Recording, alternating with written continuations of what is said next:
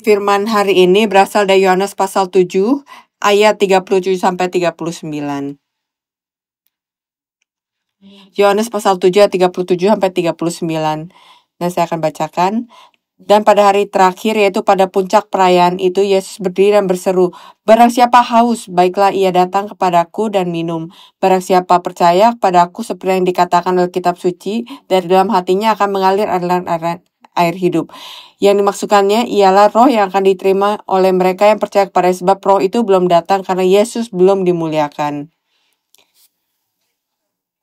Ini adalah firman Allah. Amin.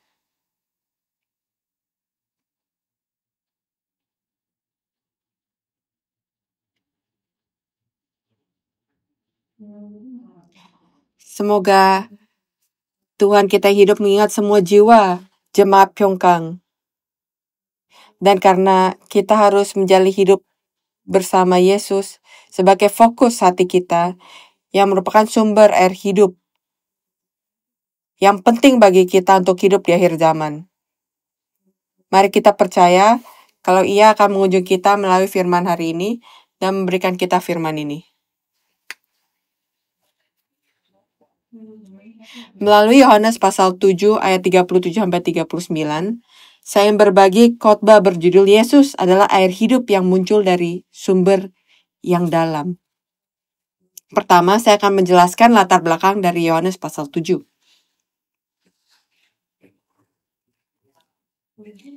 6 bulan sebelum Ia disalib,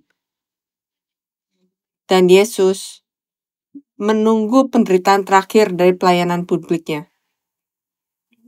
Bacaan hari ini adalah perayaan besar orang Yahudi, Hari Raya Pondok Daun. Dan kalau kita lihat di Yohanes pasal 7 ayat 2, itu adalah awal dari Hari Raya Pondok Daun. Yohanes pasal 7 ayat 14 itu adalah tengah-tengah dari hari raya itu. Itu hari keempat. Sekarang pada hari terakhir dari hari raya itu, Yesus berdiri dan memproklamasikan ini di Yohanes pasal 7 ayat 37. Ini adalah di hari terakhir, hari ke-8. Orang-orang Israel, laki-laki, tidak peduli betapa jauhnya, atau bahkan jika mereka di luar negeri, mereka harus datang ke Yerusalem 3 kali setahun. Itu adalah perintah dari Allah. 3 kali setahun. Paskah, Hari Raya 7 Minggu, dan Hari Raya Pondok Daun yang merupakan Thanksgiving. Kalau mereka tidak datang 3 kali setahun, mereka akan dihapuskan dari silsilah bangsa Israel. Jadi ini sangatlah ketat. Jadi di Yohanes pasal 7 ayat 37, di hari terakhir dari hari raya, itu hari ke-8, hari terakhir dari hari raya Pondok Daun. Ini adalah ketika Yesus berseru. Tema dari Yohanes pasal 7 adalah di hari raya Pondok Daun, Yesus pergi ke Yerusalem. Ia mengajar di Bait Suci, dan Yesus mengalami hari yang berat dan berita karena imam besar pada saat itu, ahli Taurat, penetua, tidak percaya, orang-orang yang bertugas juga.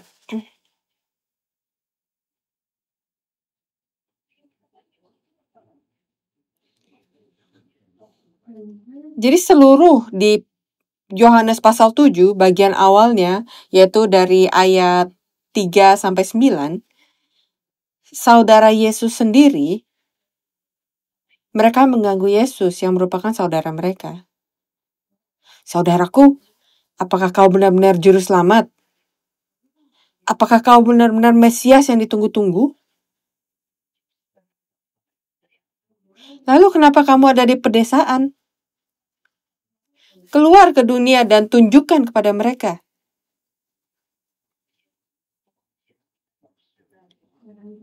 Dan adiknya berkata, saudaraku, ini adalah hari raya Pondok Daun. Kita harus ke Bait Suci. Dan Yesus berkata, saya tidak akan pergi. Kenapa kamu gak pergi? Waktuku belum genap.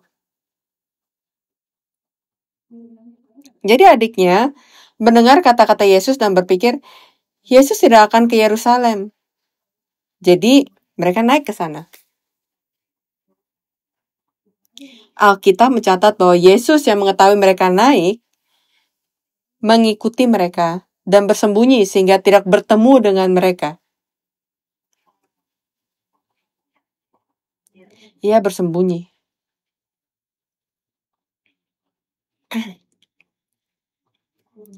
Jadi adiknya, saudara tirinya, saudara yang harusnya menyimpan semua rahasia, menjadi sangkakala di lingkungan sekitar dan berkata, saudaraku itu palsu.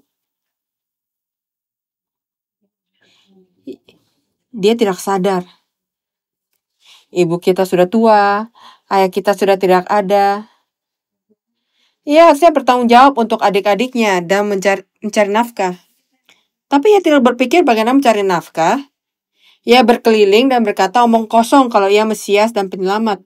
Aku akan berikan sumber air kehidupan, air yang tidak akan membuatmu haus.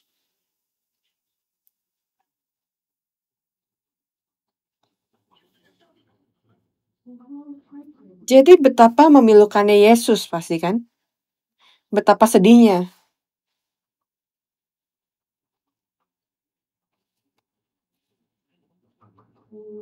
Jadi kalau kita lihat di bacaan dari Yohanes pasal 7, pasal 7 ayat 10 dan seterusnya, orang-orang Yahudi berencana menangkap, membunuh, dan mereka tidak percaya dan mereka menolak. Di satu sisi, mereka juga penasaran dan ingin ketemu dengan Yesus. Dan dalam situasi seperti ini, mereka merayakan hari raya Pondok Daun di Bait Suci di Yerusalem. Yesus memiliki banyak adik laki-laki dan ia bersembunyi supaya ia tidak bertemu dengan mereka. Tapi di hari terakhir, hari ke-8, di tengah-tengah Bait Suci, ia berseru dengan suara lantang. Suara yang sangat keras.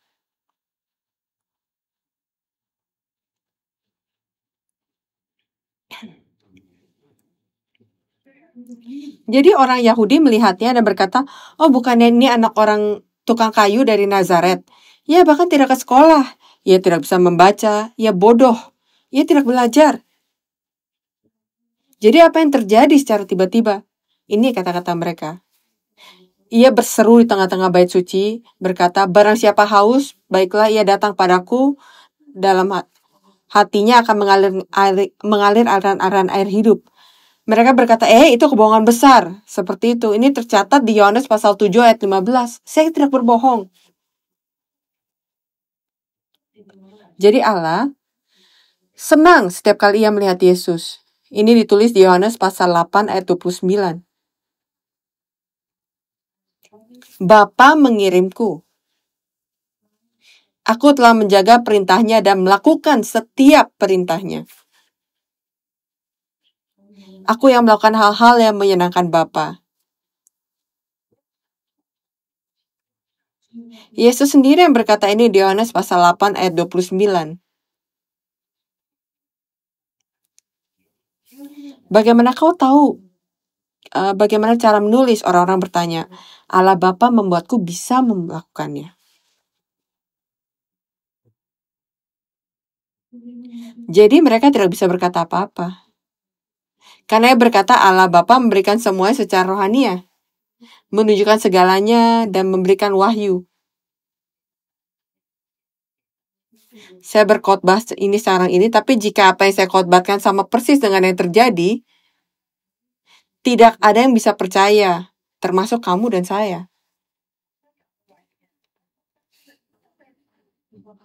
Jika orang pemimpin agama berkata kalau dia palsu, siapa yang dapat percaya padanya kan? Tidak ada yang bisa percaya padanya. Tidak ada yang percaya. Bagaimana orang ini bisa membaca dan menulis jika ia tidak pernah sekolah? Dan mereka berkata, bagaimana Mesias yang sebenarnya bisa lahir dari Galilea? Lihatlah Alkitab. Nabi Mika berkata di pasal 5, kalau Yesus akan lahir di Bethlehem, tanah Yudea. Dia orang kampung di Galilea, ia bahkan tidak ke sekolah. Jadi kenapa dengar dia? Jangan percaya kepadanya.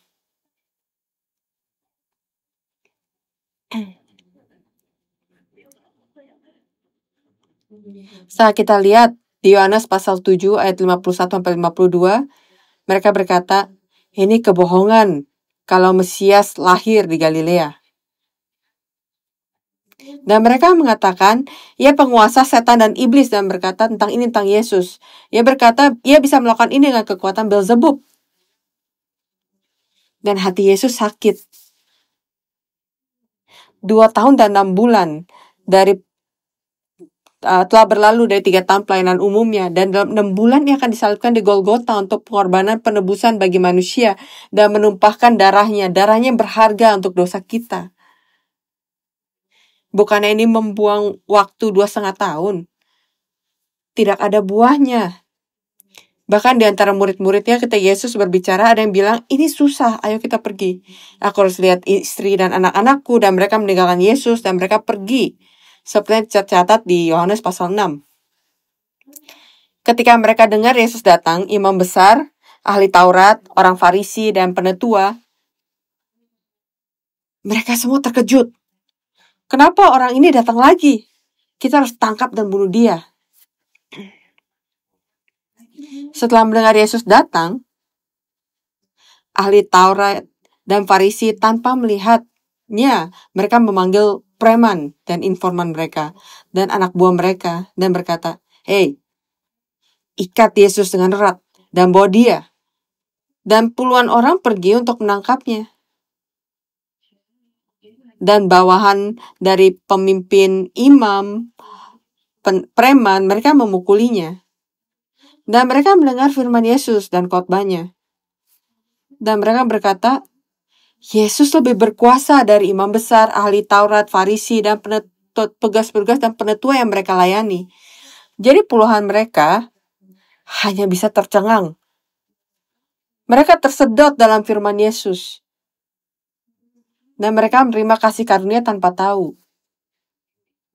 Imam besar menyuruh mereka menangkapnya. Jadi apa yang harus kita lakukan? Apa maksudnya menangkapnya? Seperti yang saya dengar, dia seperti Mesias yang sebenarnya. Dia seperti Yesus yang sebenarnya yang ditunggu-tunggu oleh seluruh umat manusia. Jadi mari kita pergi. Kalau kita pergi dan dimarahi, semua akan dimarahi. Kita harus menyebut apa yang benar itu benar, yang salah. Jadi mereka pergi. Dan ini disebutkan dalam Yohanes pasal 7 ayat 32. Mereka dikirim untuk menangkap Yesus, tapi mereka kembali setelah mendengarkan firman Yesus. Sungguh menakjubkan. Ketika mereka datang, mereka tidak menangkap Yesus seperti yang diperintahkan.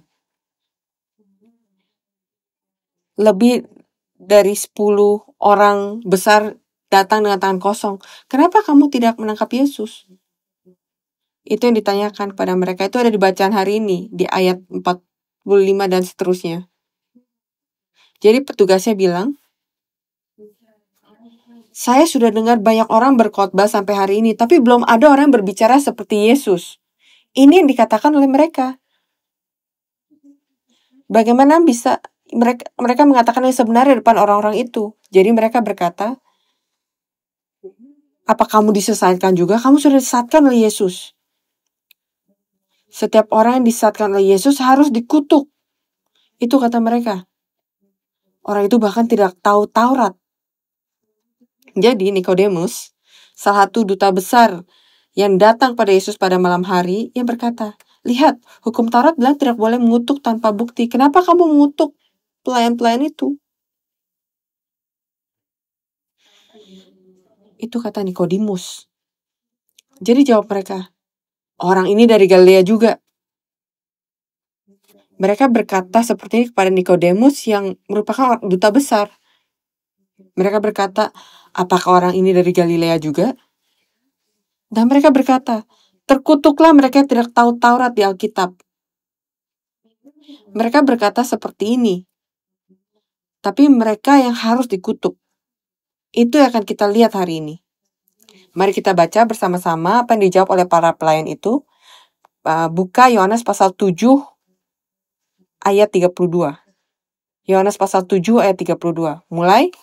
Orang-orang Farisi mendengar orang banyak membisikkan hal-hal itu mengenai dia. Dan karena itu imam-imam kepala dan orang-orang Farisi menyuruh penjaga-penjaga bait Allah untuk menangkapnya. Pemimpin agama mendengar rumor kalau Yesus telah datang dan memanggil pelayanan untuk membawa Yesus ke sini. Sekarang ayat 45. Ayat 45 mulai. Maka penjaga-penjaga itu pergi kepada imam-imam kepala dan orang-orang Farisi yang berkata kepada mereka, "Mengapa kamu tidak membawanya?" Berikutnya, jawab penjaga-penjaga itu, "Belum pernah seorang manusia berkata seperti itu." Jawab orang-orang Farisi itu kepada mereka, "Adakah kamu juga disesatkan? Adakah seorang di antara pemimpin yang percaya kepadanya atau seorang di antara orang-orang Farisi? Tapi orang banyak ini yang tidak mengenal hukum Taurat, terkutuklah mereka." Lalu ada cerita tentang Nikodemus, si duta besar. Hari Raya Pondok Daun adalah salah satu dari 3 hari raya besar umat Yahudi. Paskah, Hari Raya 7 Minggu, dan Hari Raya Pondok Daun. Selama 40 tahun, setelah mereka diperbudak di Mesir selama 430 tahun, mereka memperingati Hari Raya Pondok Daun selama 40 tahun di padang gurun atas perintah Musa.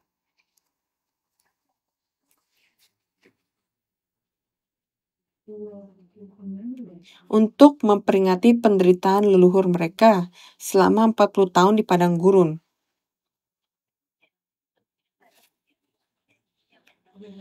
Diperingati selama 8 hari, mulai dari hari ke-15 bulan ke-7. Ini perintah Allah di Ulangan pasal 16 ayat 13 sampai 17. Dan Keluaran 23 ayat 16. Selama 8 hari, mulai tanggal 15 bulan ke-7. Selama 8 hari.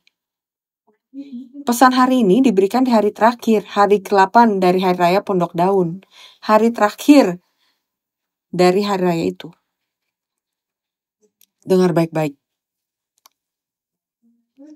Dari hari pertama Hari Raya Pondok Daun, imam akan pergi ke Siloam dengan pendupan emas dan cawan emas dan mereka mengambil air. Mereka akan mengambil air dan ada 4 arah di mezbah, timur, barat, selatan, dan utara, dan air diambil dari barat dan dituang di sana. Saat leluhur berjalan di padang gurun, mereka haus. Dan binatang juga, anak-anak dan orang dewasa haus. Jadi sebagai simbol, mereka membuat kendi air di sisi barat dari mezbah. Mereka membuat tempat air sebagai tanda dari air yang keluar dari batu.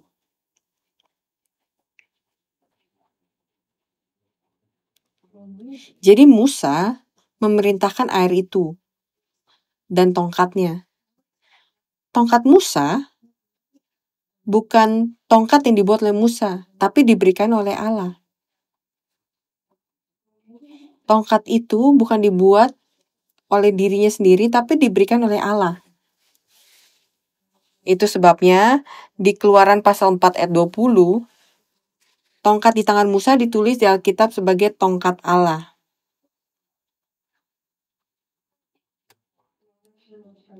Air keluar dari batu dan batu itu Yesus sendiri.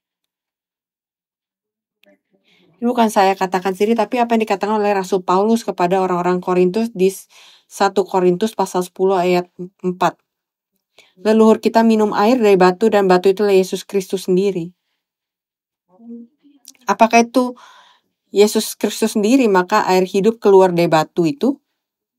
Air hidup. Air hidup. Setelah 7 hari, pada hari ke-8, itu adalah hari besar dari hari raya itu, hari perayaan. Sebelum menurunkan tenda itu dan pulang, ia berdiri dan berseru. Benar-benar berkat besar. Dan pada hari terakhir, yaitu pada puncak perayaan, Yesus berdiri dan berseru, "Barang siapa haus, baiklah ia datang padaku dan minum." Itu yang dikatakannya. Orang-orang berkata, "Oh, kamu orang gila, orang yang hampir dibunuh kembali lagi." Apa yang datang padamu? Apa ada yang datang padamu saat haus? Siapa yang percaya? Siapa yang percaya? Karena mereka terus menyerangnya, ia berkata, "Bukan saya yang mengatakan ini, Allah yang membuat saya mendengar dan melihatnya, dan ia memberikan saya untuk memberitakan ini. Jadi saya bicara." Jadi mereka mundur sedikit.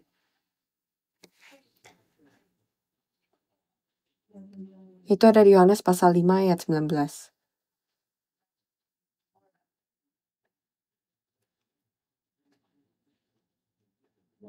Lalu katanya, siapa yang percaya kepadaku, dari dalam dia akan mengalir aliran-aliran air hidup.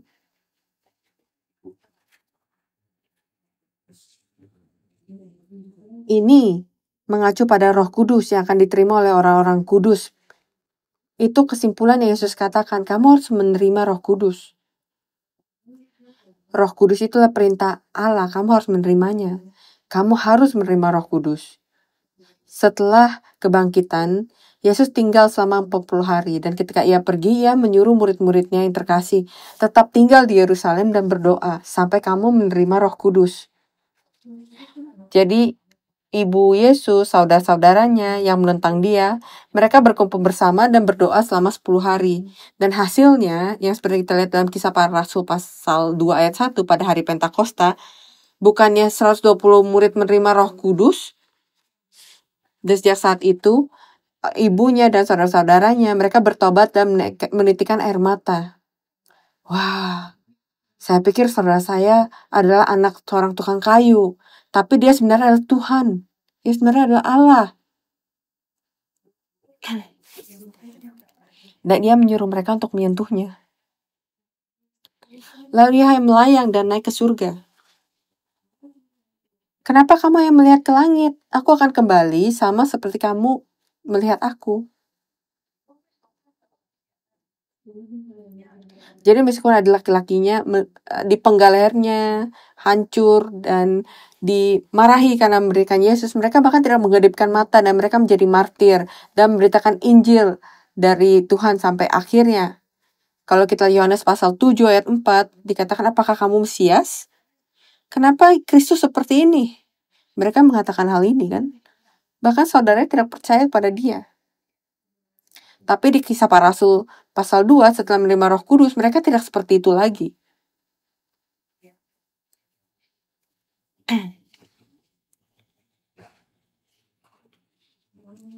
Bukan hanya air hidup, tapi air hidup yang dalam. Ya, bukan dari air yang busuk. Airnya selalu keluar seperti air mancur. Bilangan pasal 20 ayat 11 dikatakan, maka keluarlah banyak air. Musa memukul batu itu dengan tongkat dan air keluar melimpah. Dalam versi NIV katanya air memancar keluar. Di RSV katanya dan air keluar melimpah. Beberapa terjemahan berkata keluar seperti air mancur. Di terjemahan NIV, Amsal pasal 8 ayat 28 dikatakan Tuhan Sang Pencipta mata air samudera raya meluap dengan deras. Air hidup keluar dari sumbernya, betapapun banyak yang diambil, air itu terus keluar. Itu tercatat pada air Banu ketika segala sesuatu dihancurkan, turunlah hujan. Tapi bukan hanya itu, ada mata air yang keluar dari tanah. Ada yang dari langit dan ada yang dari dalam tanah. Umat manusia menjadi tergencet seperti roti lapis di tengah-tengah. Mati semuanya. Mereka mati oleh karena air. Dan ini tulis dalam Kejadian pasal 7 ayat 11.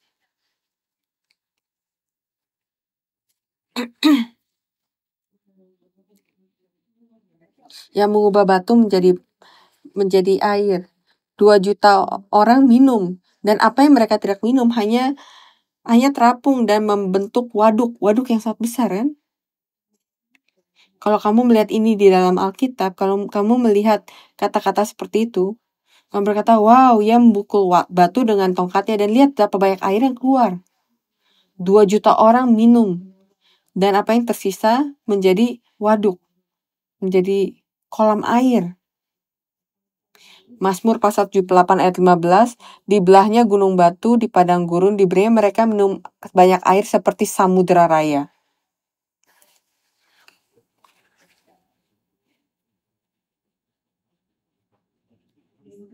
Dikatakan, Musa, kamu bawa kami keluar untuk membunuh kami karena tidak ada perkuburan di Mesir. Bunuh kami. Kami akan mati juga kan karena kehausan. Tapi mereka punya cukup air untuk mencuci dan bahkan membawa binatang mereka keluar untuk minum. Mereka mengeluh 2 kali dalam 40 tahun. Tapi selama sisa waktu itu mereka minum sebanyak yang mereka mau, ya kan?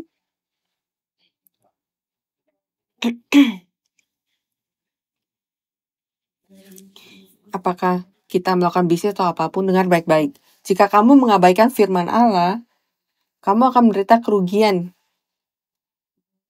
di tempat lain. Jangan mengabaikan firman Allah. Yeremia melihat kalau manusia tidak melakukan pekerjaan Allah. Mereka ya pergi ke kota lain, mereka pergi ke satu kota dan menghasilkan uang dan hal-hal lain. Tapi ketika Allah melihatnya dan berkata, kalian berusaha yang terbaik, tapi kalian dapatkan uang, kalian akan menjadi haus, semakin haus lagi. Akulah sumber air hidup. Apakah kamu meninggalkan aku, sumber air hidup? Kamu telah menghasilkan uang dan kamu memilikinya, tapi uanglah yang akan membuatmu kehausan. Tapi apakah mereka dengar? Mereka tidak. Yeremia pasal 2 ayat 13.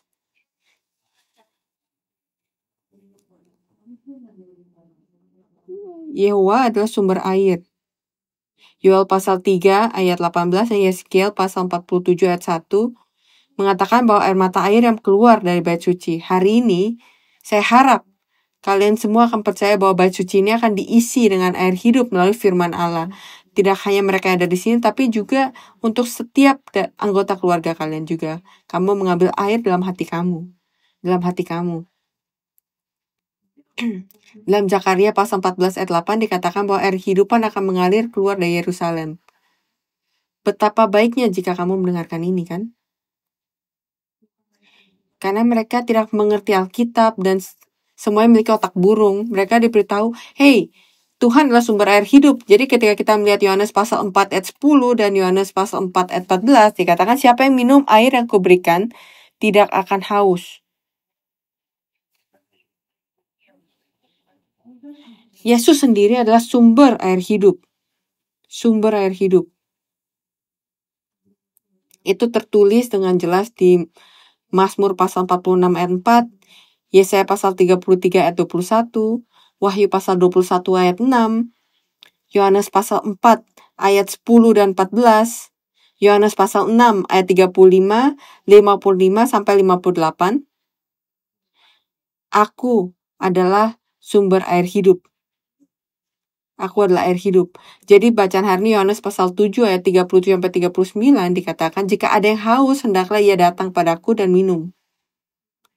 Yang percaya kepadaku, dari lubuk hati yang mendalam akan mengalir aliran-aliran air hidup. Jadi artinya apa? Saat kamu ada di dunia ini, tidak perlu khawatir tentang apa yang harus dimakan, diminum atau kemana kamu akan mendapatkan uang. Itu akan sangat melimpah. Ia mengatakan sesuatu yang sangat memuaskan. Dunia yang sangat memuaskan ini. Mereka yang meminum air hidup tidak akan pernah haus. Ini ada di Yohanes pasal 4 ayat 14 dan pasal 6 ayat 35.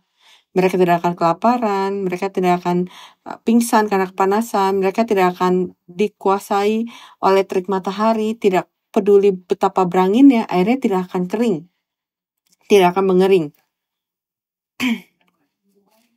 Kita semua harus masuk ke dalam kerajaan Allah bersama-sama. Kita harus masuk, ya kan? Pikirkanlah hal ini. Pikirkan apa yang saya katakan. Kalau kamu lupa dan kamu pikir, oh ya dia benar sebelum kamu mati, maka sudah terlambat. Sudah terlambat.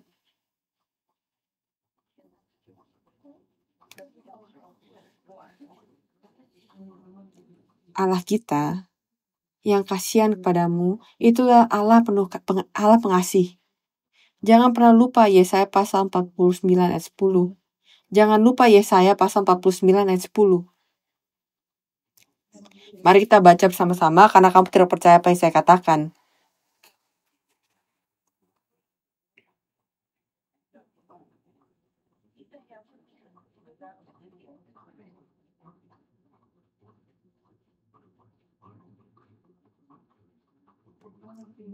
Mereka tidak Karena mereka tidak percaya apa yang dikatakan oleh Yesaya pasal 49 ayat 10, siap, mulai. Mereka tidak menjadi lapar atau haus, angin hangat dan terik matahari tidak akan menimpa mereka, sebab penyayang mereka akan memimpin mereka dan akan menuntun mereka ke dekat sumber-sumber air. Dan akan menuntun mereka ke dekat sumber-sumber air. Kalau kamu percaya akan hal ini, katakan amin.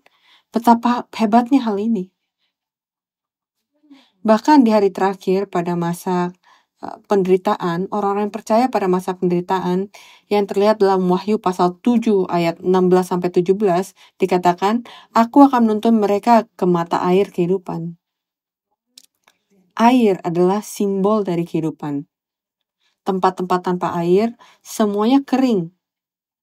Dan ikan-ikan akan mati, layu. Betapa mahalnya minyak saat ini kan? Kamu pikir kamu nggak bisa hidup tanpa minyak kan? Tapi kamu bisa hidup tanpa minyak, tapi kamu tidak bisa hidup tanpa air. Kamu tidak bisa hidup tanpa air. Coba untuk tidak minum segelas air selama sehari. Matamu sudah lelah. Dan kalau kamu lelah, kamu minum segelas air dingin, matamu segera segar kembali dan kamu bisa melihat dengan jelas. Ini karena kamu tidak pernah mengalami kekurangan seperti itu. Jika kamu tidak minum air, maka kamu akan mati. Kamu dalam masalah yang besar. Kamu dalam masalah besar. Gerombolan ikan berkumpul di tempat yang ada airnya. Di tempat yang banyak airnya, pepohonannya akan hijau dan berkilau. Tempat yang ada air. Sungai Han di Korea, itu adalah sumber air kehidupan bagi masyarakat Seoul. Air kehidupan. Sungai Naktung adalah jalur kehidupan bagi orang-orang di provinsi Yeongnam. Jadi disebut sebagai jalur kehidupan, air yang jernih dan bersih, air hidup yang berasal dari sumber air yang dalam. Yesus bersabda, kalau ia akan mensuplai ini tanpa henti bagi mereka yang beriman dan mengikutinya. Jadi tolong percaya dengan kata-katanya. Jika kita melenceng dari Yesus walaupun sekejap pun, kita pasti akan mati. Jadi bersyukur kepada Yesus ketika kamu makan, apa yang akan kamu lihat. Betapa bersyukurnya kita. Seperti yang dikatakan Musa, itulah tongkat Allah. Di Keluaran pasal 4 ayat 20, seperti saya katakan sebelumnya, Musa memiliki tongkat Allah dan itu memberikan air kehidupan. Tapi mereka tidak berterima kasih dan mereka melawannya. Dan dengan terus terang mereka hanya berkoar-koar. Mereka ingin melihat apa yang Tuhan bisa Allah lakukan. Mereka berdebat dan itulah air Meribah. Betapa menyedihkannya. Mereka mencoba melihat apa yang bisa Allah lakukan. Air Meribah itu. Dan mereka menguji Allah. Apakah air hidup benar-benar keluar dari batu itu? Batu besar itu, dan mereka memiringkan kepalanya.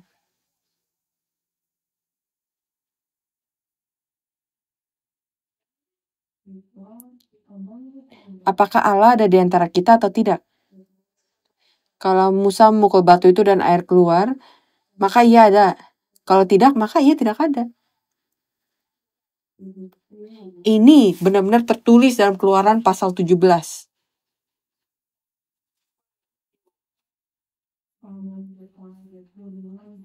Mazmur 105 ayat 41.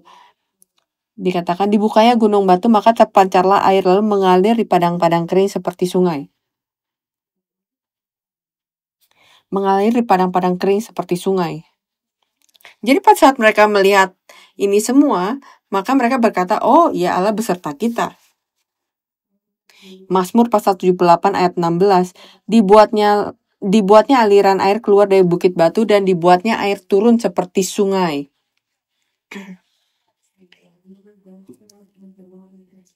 Dan sungai mengalir keluar dari batu. Saya pergi ke Israel 4 kali dan karena saya membaca kitab banyak berkali-kali, saya melihat semua dan saya melihat itu seperti yang dikatakan oleh Alkitab.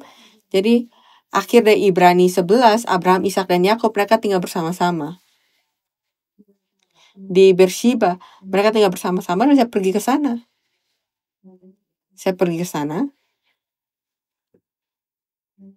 Dan ketika saya lihat, saya melihat tempat di mana Abraham, Ishak, dan Yakub tuh tinggal.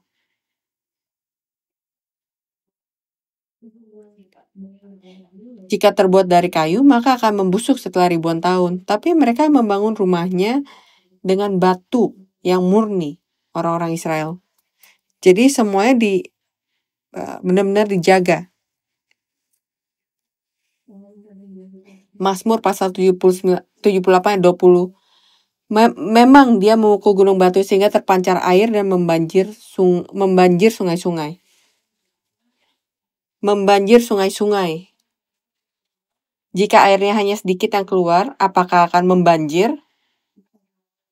Karena airnya keluar begitu banyak, maka ia membanjir. Seperti sungai-sungai. Seperti ombak.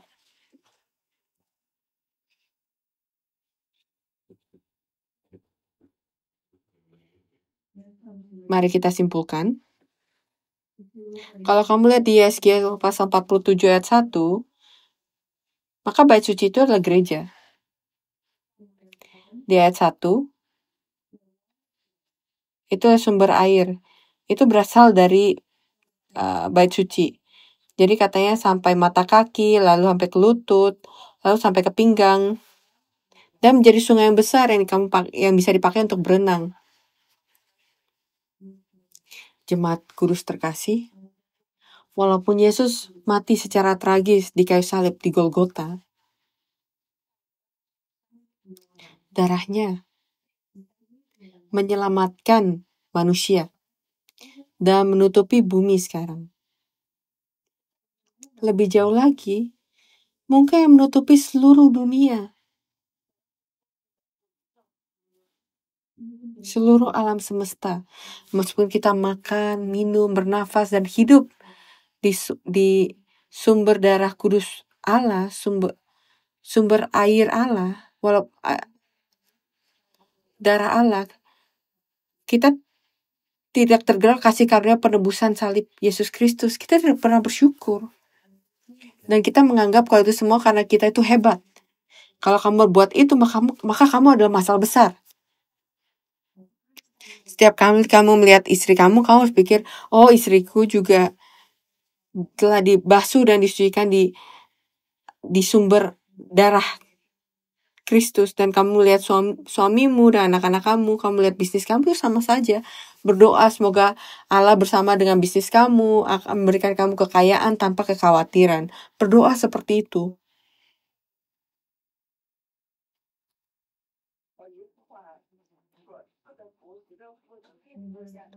Di ayat 1 dikatakan air yang mengalir keluar dari bait suci.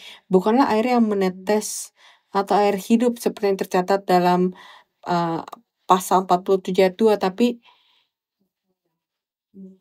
itu bukan genangan air, itu air yang mengalir. Jadi bukan air yang busuk, tapi mengalir. Itu di pasal 47. Dan itu dicatat di ayat 3 dan 4 dikatakan airnya sampai ke lutut, dan sampai ke mata, sampai ke pinggang di ayat 5. Dan jadi airnya tidak bisa dibendung lagi dan bisa dipakai untuk berenang dalamnya. Kita melakukan itu dalam darah salib Tuhan. Apa gunanya kita menyanyikan himna-himna mengatakan darah berharga seperti musim semi, siang dan malam. Keberapa bersyukur kita? Apa kamu pada saat makan dan minum kamu merasa bersyukur ketika kamu ditebus oleh darah salib Yesus Kristus sampai kamu masuk dalam kerajaan itu? Kamu akan tidak akan haus, tapi kita akan disucikan sepenuhnya dosa kita baik secara rohani maupun jasmani. Kita tidak memiliki dosa dan kita percaya pada hal ini. Kita harus berbuat hal yang baik di bumi ini. Dan juga yang paling dihargai oleh Allah di bumi ini adalah iman. Dan dalam Ibrani pasal 11 ayat 6 dikatakan tanpa iman maka tidak mungkin menyenangkan Allah. Tanpa iman tidak mungkin menyenangkan Allah. Iman adalah apa yang Allah paling inginkan dari kita. Semoga jemaat Kudus Pyonggang bisa memiliki iman seperti orang Kanaan di Matius pasal 15:28 dan hidup di akhir zaman. Apapun yang terjadi dengan hati yang senantiasa bersyukur, bergembira, dan mengagungkan Allah dengan imanmu. Kuberkati ini atas nama Tuhan. Terima kasih, mari kita berdoa.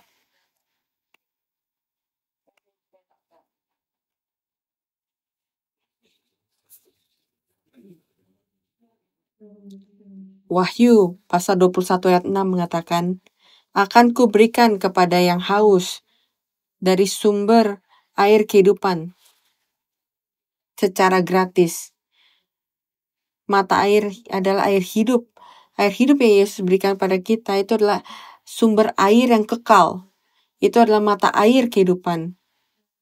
Dan saat kita memikirkan Yesus yang adalah air kehidupan yang tidak pernah haus, tapi terus memancar dan menyemburkan bagi mereka yang haus, memberikan kita berkat Immanuel, kita bersyukur kepada Allah. Tidak peduli apa yang kita lalui, baik menyakitkan atau menggembirakan. Jadi tolong jangan pernah kehilangan Yesus dalam hati kita. Dan menjadi orang yang dengan tulus melayani Yesus dengan iman. Bahkan sekarang air kehidupan memancar dari salib Yesus Kristus. Dan tolong berkati jemaat kudus Pyeongchang sehingga mereka dapat datang ke mesbah salib dan melihat ke dalam kehidupan mereka sekali lagi dan mengatur diri mereka dan memeriksa diri mereka dan memeriksa keluarga mereka sekali lagi untuk melihat bahwa mereka tidak malu di hadapan Allah. Semoga izinkan mereka untuk selalu hidup dengan rasa syukur dan tidak pernah meninggalkan Allah.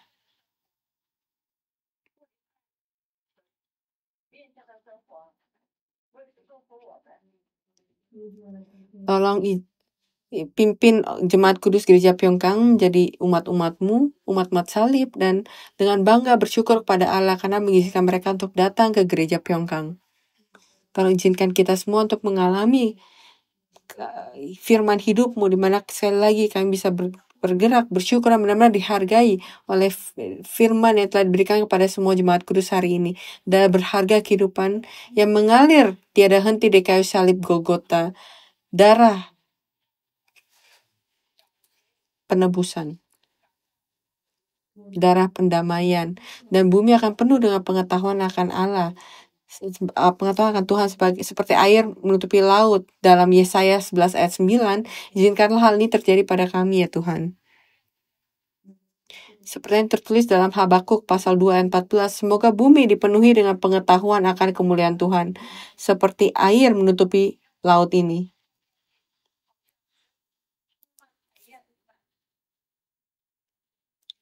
Semoga kita semua menjadi orang-orang yang memuliakan Allah dan memberikan kemuliaan kepada Allah sehingga kita bisa merasa tercukupi dalam hidup kita, berbuah sehingga kita semua bisa menjadi orang-orang yang hanya bisa hidup melalui doa, bisa hidup ketika kita membaca firman, dan bisa hidup dalam mewartakan Injil dan menginjil dan berikan berkat ini kepada diri kita. Semoga dimuliakan melalui kami, melalui sepanjang sisa waktu ini. Kami mohon hal ini sambil meninggikan nama kudus Yesus Kristus dengan penuh rasa syukur. Amin. Terima kasih.